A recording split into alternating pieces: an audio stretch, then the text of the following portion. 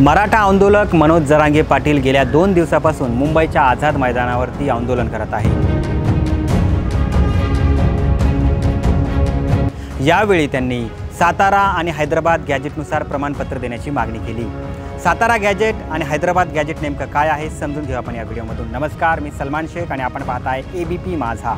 Hyderabad gadget म्हणजे 1918 मध्ये निजामकालीन सरकारने लागू केलेला आदेश। त्या काळी हैदराबाद संस्थांमध्ये मराठा समाज बहुसंख्य होता आणि त्यांची सत्ता व नोकऱ्यांमध्ये उपेक्षा होत असल्याची नोंद होती। म्हणून निजाम सरकारने मराठा समाजाला हिंदू मराठा या नावाने शैक्षणिक व नोकरीत आरक्षण देणारा आदेश काढला। हैदराबाद निजामशाहीने 1918 मध्ये काढलेल्या आदेशात मराठा समाजाला शैक्षणिक व नोकरीतील आरक्षण दिले होते आणि आज देखील मराठा आरक्षणाच्या या मुद्द्यावरती हैदराबाद गॅजेटचा पुन्हा एकदा पुरावा देण्यात येतोय।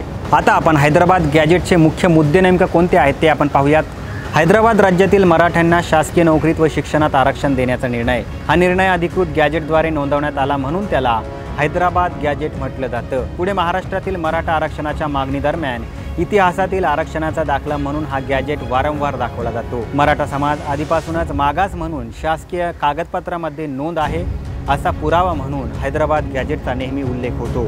तर हैदराबाद गॅजेट विषयीची तुम्हाला ही माहिती कशी वाटली आम्हाला नक्की कळवा आणि जास्तीत जास्त मित्रमैत्रिणींपर्यंत हा व्हिडिओ शेअर करा आणि पाहत रहा एबीपी माझा।